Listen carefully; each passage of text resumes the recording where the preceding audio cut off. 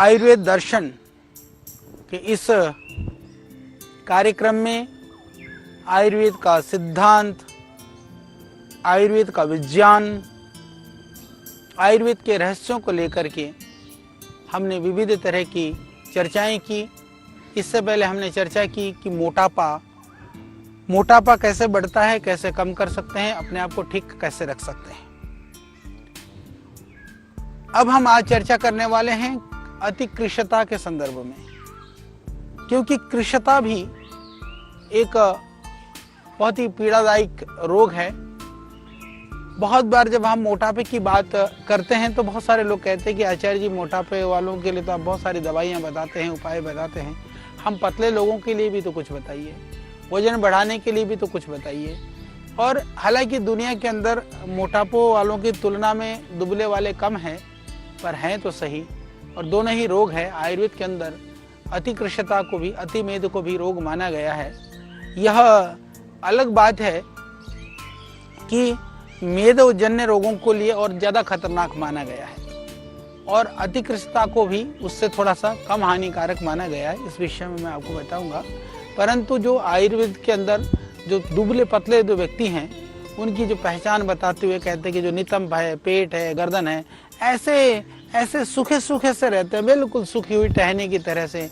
उनकी स्किन पर देखो धमनियों की जाल सी, एकदम नसों की जाल से बिछा हुआ लगता है, और ऐसा लगता है कि हड्डियों के जो जोड़ है वो दिखाई देते हैं। कुछ लोग कहते हैं कि ऐसी शक्ल दिखाई देती है कि जैसे मानो कि वो जो है ऐसा लगता है। कुछ तो लोग इतने दुबले पतले होते हैं कि मानो ऐसा लगता है कि जैसे एक्सरे कर करके जैसे फोटो खींचा हो, यानी कि उनका फोटो खींचा जाए तो ऐसा लगता है कि आदमी का नहीं, वो एक्सरे का फोटो। इतने भी दुबले पतले कुछ लोग होते हैं। और कुछ तो ऐसे होते हैं वो वस्त्र भी धारण करते हैं, कपड़े भी पहने होते हैं। तो क्षमा करिएगा, मैं किसी की निंदा के लिए या किसी के उपहास के लिए बात नहीं कह रहा हूँ। एक थोड़ा सा आपको रिलैक्स होकर के आप बातों को सुने और समझें, इसके लिए मैं इस बात को कह रहा हूँ कि कुछ तो ऐसे लगते हैं मानो ना खूंटे पर कपड़े टांग दिए हों।